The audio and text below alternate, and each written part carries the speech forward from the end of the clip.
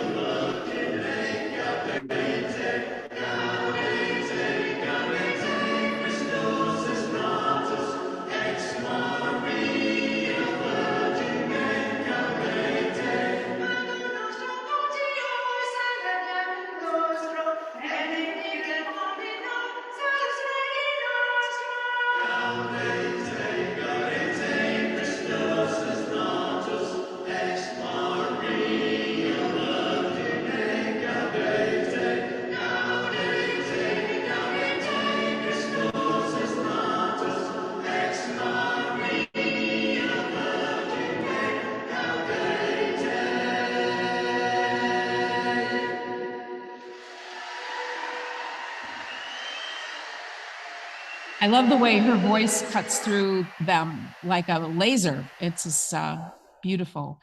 Anyway, celebrate. We're halfway through, really 2/3 of the way through. This week, though, in our series about the fierce women that Matthew names as Jesus' ancestors, we have Bathsheba. She is the fourth woman, the fourth one holding the baby, pictured here, and she's the only one who was actually a queen. Deacon Tom and I have talked about Tamar and Rahab, and next week he will present Ruth. And of all these women, you are most likely to know the story of Bathsheba, I think. Perhaps you have even seen that at the not at all faithful to the Bible movie, David and Bathsheba, starring Gregory Peck and Susan Hayward, an unlikely pairing.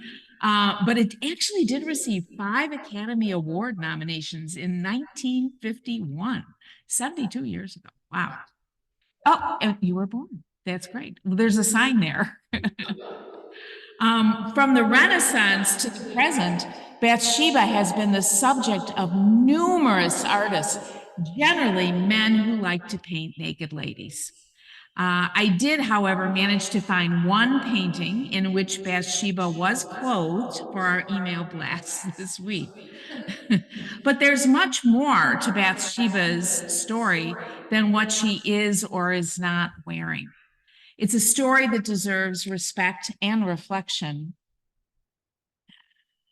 It begins when David has been king of Israel for many years. He has 6 wives. Unlike Henry VIII, all of them at the same time. He also had many concubines and 6 sons. He has been a very good king, but this story marks a turning point. His public life becomes personal. His power exposes his vulnerability, and his blessings become curses.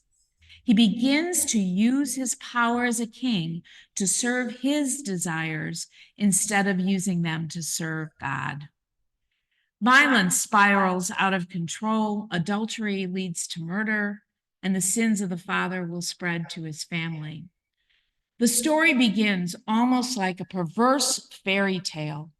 In the spring, quote, in the spring of the year, the time when kings go out to battle, David sent Joab with his officers and all Israel with him.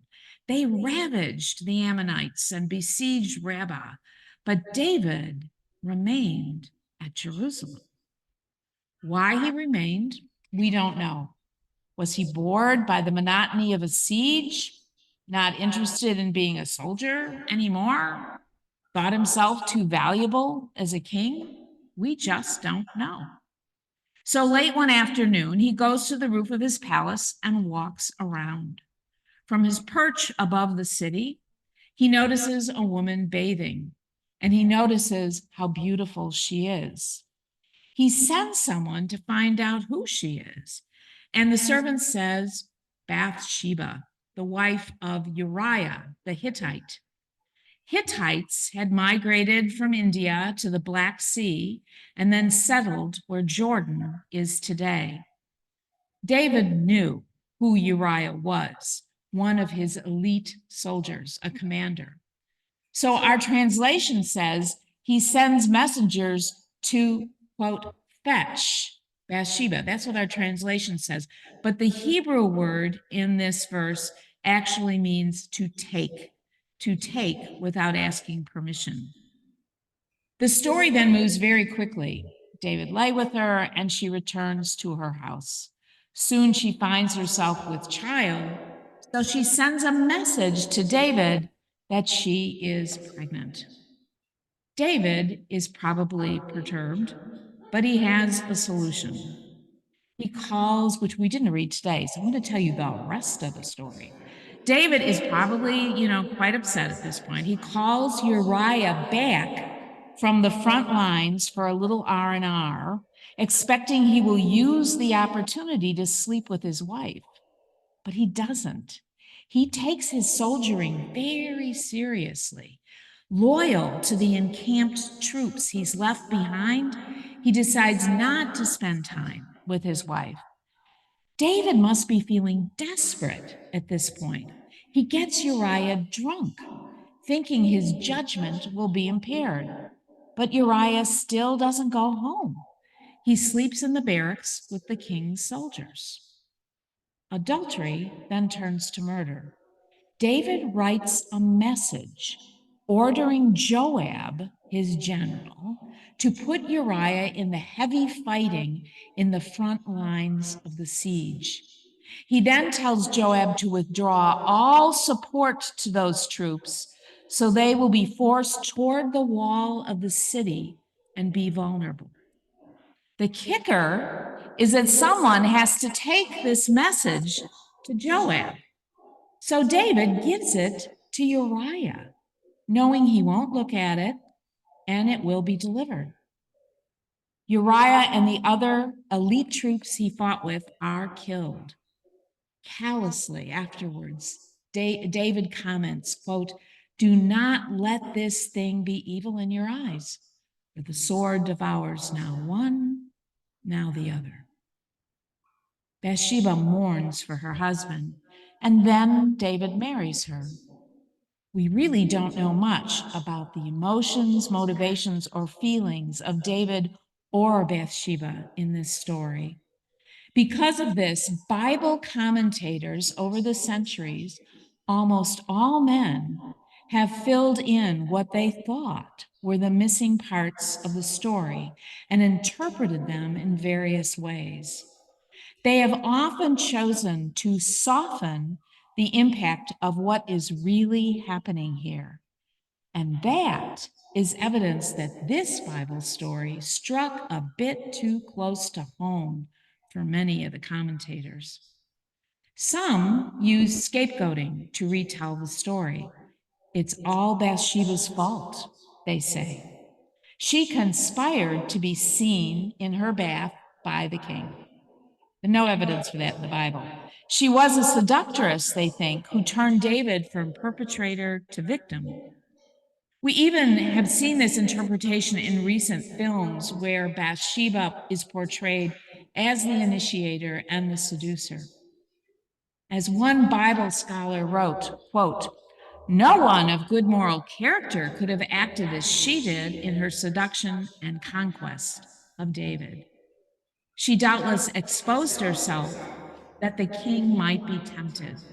She willingly came to the palace when she was sent for and conspired with David for the murder of her husband." Commentators have also used rationalization to castigate Bathsheba, suggesting that Uriah was certainly an abusive husband and that David essentially rescued Bathsheba. Again, no evidence for that. Romanticism has also played a part in the reimagining this story. The Gregory Peck David and Bathsheba movie, it was a full-blown 1950s boy meets girl and falls in love romantic love story. In it, David saved Bathsheba, a woman married to a man who had no interest in her. I could argue with all of these positions, these unfounded interpretations, but I really don't need to. The truth is that what is happening in this story truly is in the Bible. How has it been ignored by so many over the centuries? Right after we learned that David has killed Uriah and married Bathsheba, we read, quote, "But the thing that David had done displeased the Lord." And then the story continues. God sends the prophet Nathan to David. Nathan tells David a story.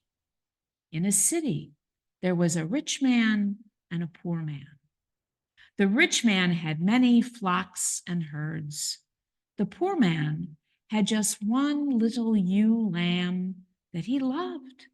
He raised it with his children, fed it by hand, it drank from his cup, and it slept on his bosom. She was like a daughter to him. A traveler came to the rich man's house, but he didn't want to take one of his own flock to feed the wayfarer.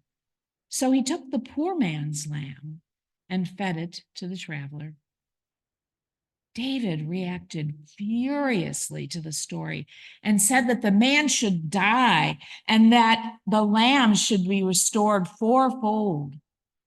Nathan paused, looked at David, pointed to him, and said, "You are the man." And just in case David didn't get the point, he explained his parable. You killed Uriah. You made his wife your wife. God has given you riches, everything. But from now on, you will have nothing but trouble in your house. Nathan makes it unequivocally clear where the guilt resides. The narrator of the second book of Samuel never suggests Bathsheba is guilty and never sees her as the seducer. In 1965, Hans Hartzberg, a revered Old Testament scholar, wrote, quote, "Bathsheba's consciousness of the danger into which adultery was leading her must have been outweighed by her realization of the honor of having attracted the king." I am astounded by the ignorance of that statement. And I am also thankful that in the 21st century, we have begun to recognize the pernicious effect of power differentials on women predominantly, and even on some men. I dare say that every adult woman in this room today, at some point in her life, has been sexually harassed or worse, in a power differential and had no recourse but to look the other way. David was an all-powerful king. Bathsheba had no choice in the matter if she valued her life and her well-being. Bathsheba's baby died shortly after Nathan confronted David.